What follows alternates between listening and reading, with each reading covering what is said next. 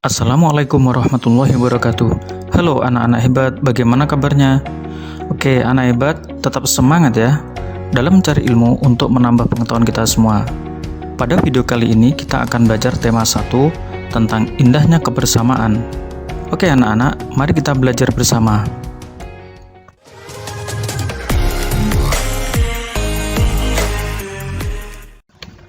Anak-anak hebat, pada tema 1 kita akan awali dengan subtema 1 tentang keberagaman budaya bangsaku. Pada pembelajaran 1 ini kita akan belajar tentang 1. Gagasan pokok dan gagasan pendukung, 2. Sikap menghargai keberagaman, dan 3. Tentang bunyi.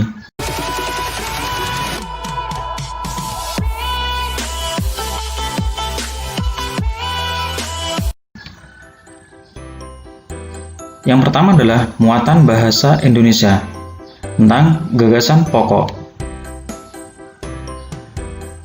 Oke sahabat cerdas, kita ambil terlebih dahulu tentang gagasan pokok.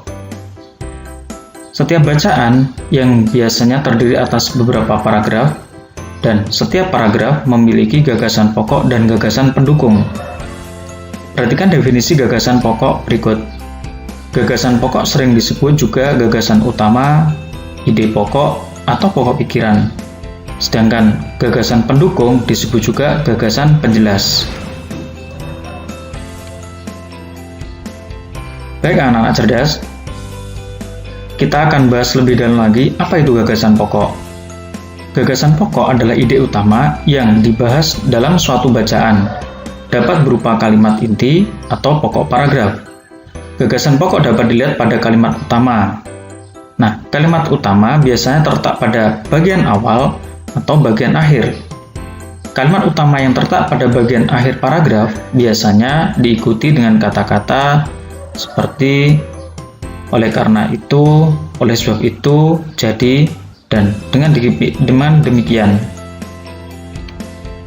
Baik, sahabat cerdas, untuk lebih memahami kalimat utama, perhatikan ciri-ciri kalimat utama berikut ini. Ciri-ciri kalimat utama, yang pertama, bersifat lebih umum dari kalimat yang lainnya. 2. Biasanya terletak di awal atau di akhir paragraf. 3. Dapat berdiri sendiri jika kalimat lain dihilangkan. Oke, sekarang kita bahas tentang gagasan pendukung. Gagasan pendukung disebut juga gagasan penjelas, yang fungsinya adalah menjelaskan gagasan pokok. Gagasan pendukung atau gagasan penjelas umumnya dinyatakan oleh lebih dari satu kalimat, dan kalimat yang mengandung gagasan penjelas disebut kalimat penjelas. Untuk lebih memahaminya, perhatikan ciri-ciri gagasan pendukung berikut ini. Ciri-ciri gagasan pendukung yaitu 1. Bersifat lebih khusus dari kalimat lainnya. Yang kedua, biasanya berupa contoh, data maupun pernyataan-pernyataan. Ciri yang ketiga, satu paragraf terdiri atas beberapa kalimat. Dan ciri yang keempat adalah tidak dapat berdiri sendiri apabila kalimat lain dihilangkan. Maka kalimat tersebut akan sulit dipahami maksudnya. Berikutnya, bagaimana langkah-langkah menemukan gagasan pokok dan gagasan pendukung? Langkah menemukannya, yang pertama adalah baca terlebih dahulu paragraf dengan cermat dan teliti.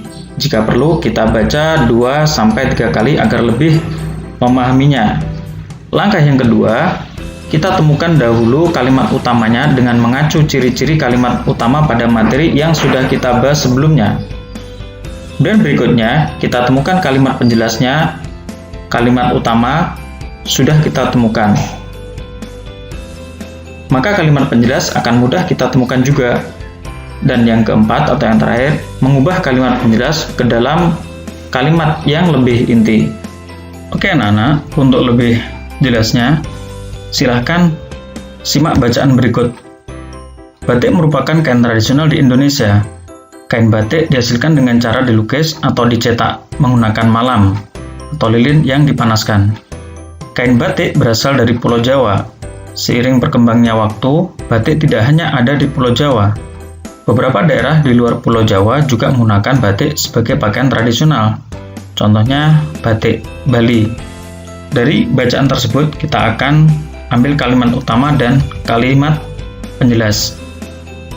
Kalimat utama, batik merupakan kain yang memiliki motif tradisional asli Indonesia. Kemudian kalimat penjelasnya, kain batik dihasilkan dengan cara dilukis atau dicetak menggunakan malam. Kain batik berasal dari Pulau Jawa. Kain batik tidak hanya ada di Pulau Jawa. Beberapa daerah di luar Pulau Jawa juga menggunakan batik sebagai pakaian tradisional. Contohnya batik Bali.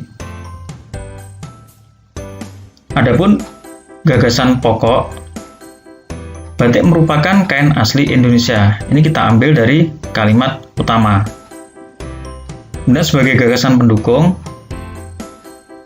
cara membuat kain batik, ini kita ambil dari kalimat penjelas yang pertama. Tempat asal kain batik dari kalimat penjelas nomor 2 dan persebaran kain batik dari kalimat penjelas nomor 3 dan nomor 4. Oke anak-anak hebat, demikian muatan penjelasan bahasa Indonesia pada subtema 1. Berikutnya, kita akan lanjutkan ke muatan IPS.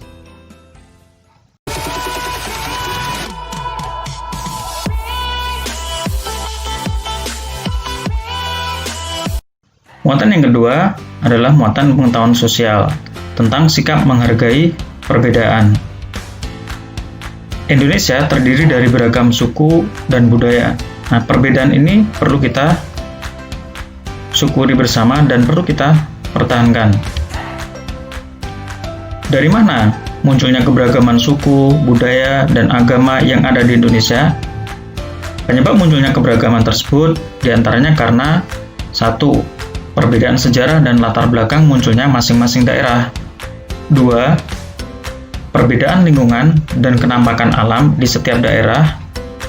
3. Perbedaan kepercayaan dan adat istiadat.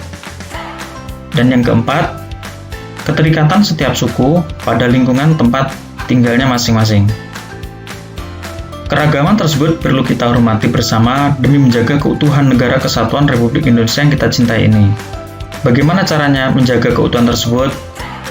Di antaranya yang bisa kita lakukan adalah pertama, mempelajari tarian daerah-daerah lain, menghormati suku lain yang sedang melaksanakan upacara adat, kemudian saling menghargai dengan teman dari suku bangsa yang berbeda.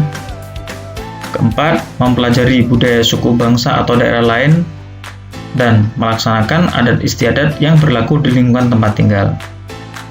Apa sih manfaatnya kita menghormati dan menghargai keberagaman suku dan budaya di Indonesia? Manfaatnya diantaranya adalah terwujudnya satuan dan persatuan bangsa. Dan yang kedua, terciptanya kerukunan hidup bermasyarakat, terciptanya rasa tentram, nyaman masyarakat, dan mendorong masyarakat berperilaku baik, serta dapat memperkuat ketahanan nasional sehingga tidak mudah dipecah belah. Demikian muatan IPS pada subtema 1. Berikutnya kita lanjutkan ke muatan ilmu pengetahuan alam.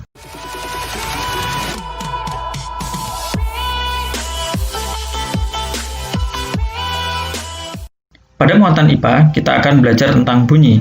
Kali ini kita akan belajar tentang bunyi, apakah itu bunyi, dan bagaimana cara menghasilkannya.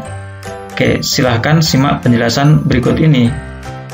Seringkali kita mendengar bunyi dari sekitar kita. Apakah sebenarnya bunyi itu?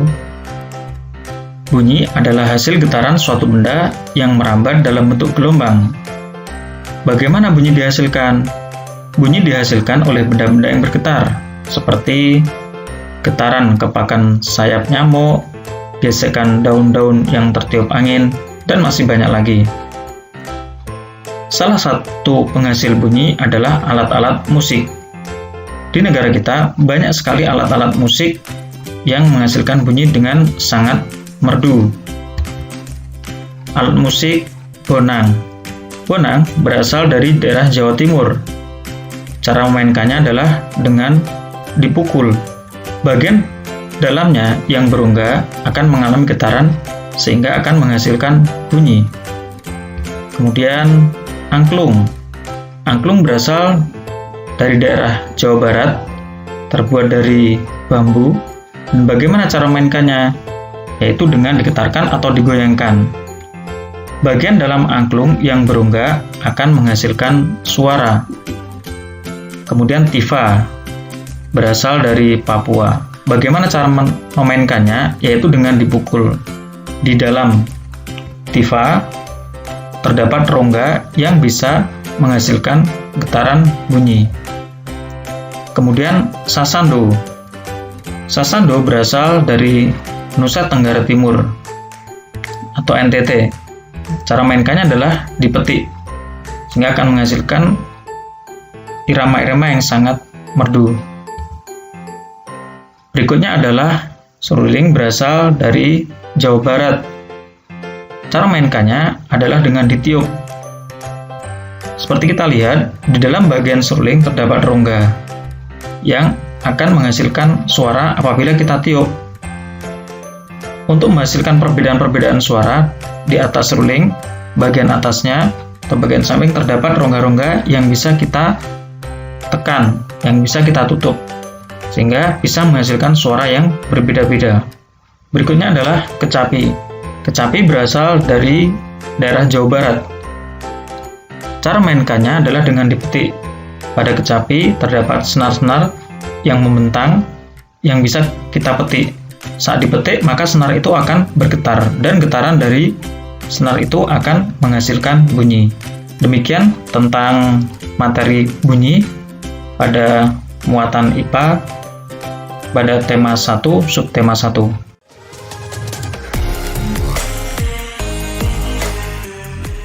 Oke anak-anak hebat, tadi kita sudah belajar tentang tema 1, subtema 1 tentang keberagaman budaya bangsaku. Pada pembelajaran 1 ini, kita telah belajar tentang 1. Muatan bahasa Indonesia, yaitu tentang gagasan pokok dan gagasan pendukung. Kemudian kedua, muatan IPS, tentang sikap memahami keberagaman. Dan ketiga, tentang muatan IPA, yaitu tentang bunyi. Kita akan bertemu lagi di pembelajaran berikutnya. Terima kasih. Assalamualaikum warahmatullahi wabarakatuh.